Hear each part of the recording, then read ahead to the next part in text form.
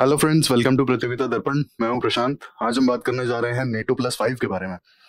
हाल ही में Indian prime minister mister Narendra Modi USA की visit पे गए और साथ ही यूएस सेनेट ने ये प्रपोजल दिया कि यूएस सेनेट में एक लेजिस्लेशन लाया जाएगा जिससे इंडिया को नेटो प्लस 5 का डिफेंस स्टेटस दिया जाएगा। हालांकि इंडिया के जो एक्सटर्नल अफेयर्स मिनिस्टर हैं मिस्टर एस जयशंकर, इन्होंने डायरेक्टली मना कर दिया और ये कहा कि प्रपोजल बहुत ही अच्छा है लेकिन इंडिया के लिए सूटेबल नहीं है।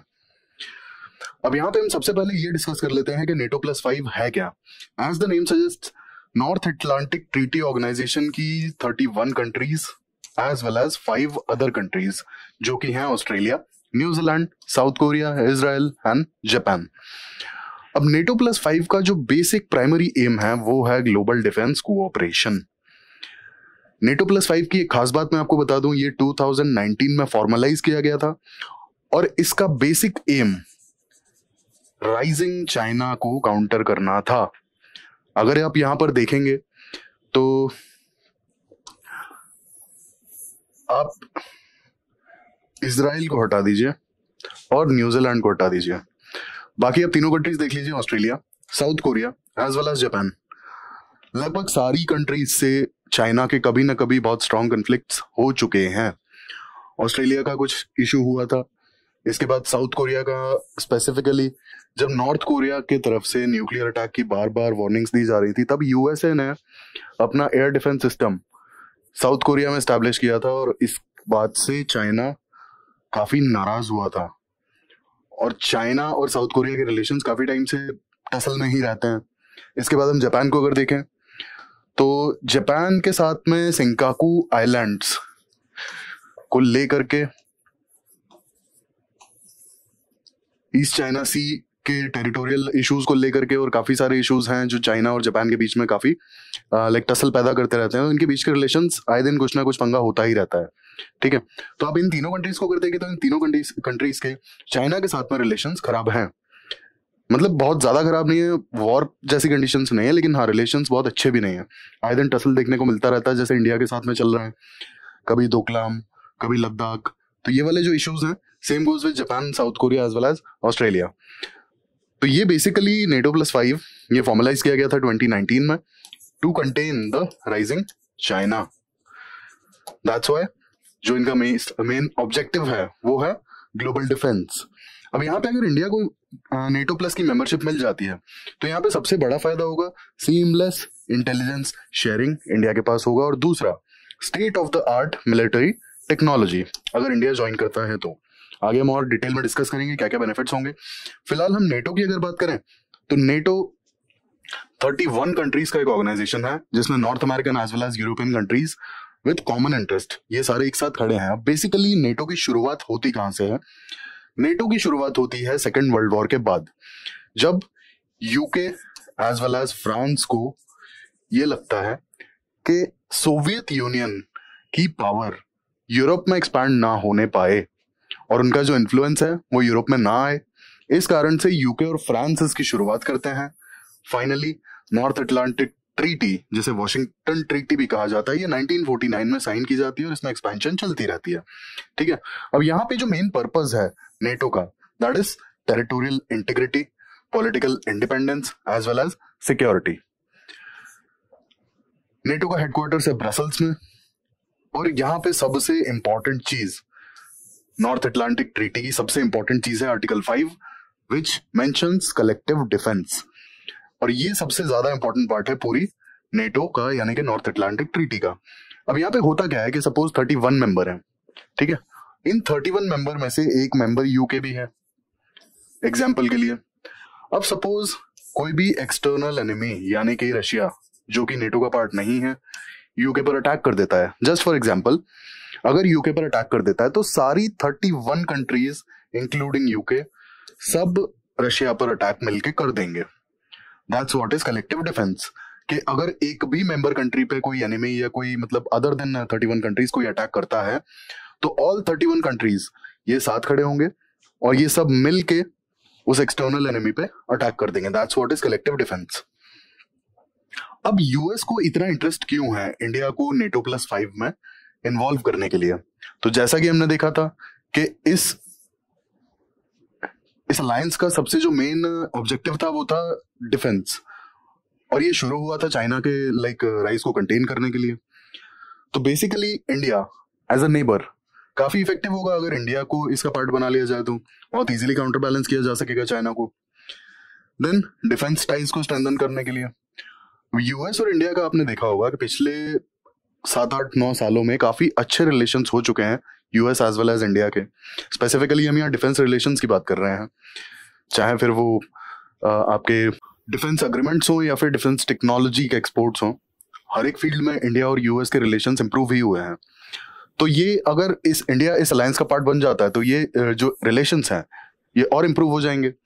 देन रीजनल स्टेबिलिटी एनहांस हो जाएगी। अब ऑब्वियसली बात है, जब इंडो पैसिफिक की बात आती है तो India is a major player, India is a major player in Indo Pacific. तो इंडिया को अगर इस अलायंस का पार्ट बना लिया जाता है तो ऑब्वियसली बात है, it will enhance the regional stability. Then expanding the NATO's reach. अब क्योंकि हमारे आसपास में ऑलमोस्ट ना के बराबर नेटो की प्रेजेंस है, ये एक बहुत बड़ा रीजन है। Then promoting a rule based order. Rule based order is basically जो भी इंटरनेशनल लॉज हैं उनकी रिस्पेक्ट करना, डेमोक्रेसी को एस्टैब्लिश करना या फिर डेमोक्रेसी को प्रेज करना, और यही सारी चीजें। अब बेनिफिट्स क्या होंगे अगर इंडिया इसका पार्ट बन जाता है इस अलायंस का? तो सबसे पहला बेनिफिट होगा एनहांस्ड सिक्योरिटी कोऑपरेशन। इंडिया को काफी सपोर्ट मिलेगा इन एक्सेस जो होगा, इंटेलिजेंस शेयरिंग बहुत इजी हो जाएगा। Then access to advanced military technology. अब अगर आप एक चीज देखेंगे, एक चीज नोटिस करेंगे, तो यूएसए के अलावा भी काफी बड़ी बड़ी कंट्रीज नेटो का पार्ट हैं, और ये वो कंट्रीज हैं जिनके पास में अच्छी खासी डिफेंस एक्सपर्टीज है।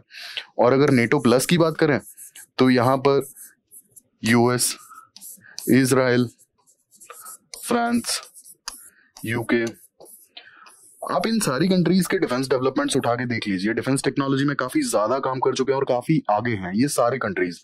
जर्मनी, इन सारी कंट्रीज को अगर आप देखेंगे तो ऑब्वियसली बात है कि अगर इंडिया इस अलायंस को ज्वाइन कर लेता है तो मिलिट्री टेक्नोलॉजी का बहुत ही प्यारा एक्सेस हो सकता है, काफी एडवांस्ड मिलिट्री टेक्नोलॉजी हमारे हाथ आ सकती है। Then strengthen defence partnership, improved regional security. अब रीजनल सिक्योरिटी में ऑब्वियसली बात है कि इंडिया अगर एक मिलिट्री अलायंस का पार्ट बन जाएगा तो रीजनल सिक्योरिटी अपने आप इंप्रूव होनी ही होनी है। रीजन बीइंग, इतनी बड़ी और इतनी सारी बेनिफिट्स इंडिया को मिलेंगी, और इन बेनिफिट्स की वजह से रीजनल सिक्योरिटी एनहांस होना ही है। अब आप देखिए, टेक्नोलॉजी इंडिया के पास होगा, इसके बाद इंटेलिजेंस शेयरिंग इंडिया के पास होगा, एज वेल एज अलायंस का सपोर्ट होगा। Lastly deterrence against adversaries. अब यहां पर basically the only adversary is China. अब इंडिया ने रिस्पॉन्स इस पर क्या दिया? इंडिया के एक्सटर्नल अफेयर्स मिनिस्टर ने क्लियरली यहां पर ना बोला है। इन्होंने ये कहा कि प्रपोजल बहुत ही अच्छा है, लेकिन इंडिया फिलहाल इंटरेस्टेड नहीं है और इंडिया के लिए सूटेबल नहीं है।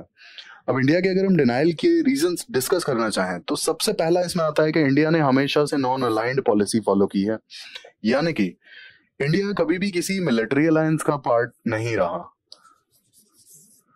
और आप ये सोचिए, when there was a bipolar world, bipolar as in either it's USA or it's USSR, India ने तब भी रिजेक्ट कर दिया था कि ना हम यूएसए के साथ खड़े होंगे ना हम यूएसएसआर के साथ खड़े होंगे, हम दोनों के साथ अपने रिलेशंस को एस्टैब्लिश करके चलेंगे। That's what is non alliance.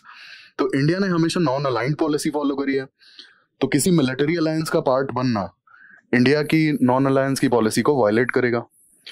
That's why हमें ये एक पहला रीजन है कि क्योंकि इंडिया हमेशा नॉन अलायंस फॉलो करता आया है तो इंडिया ज्वाइन नहीं करेगा और ना ही करना चाहिए।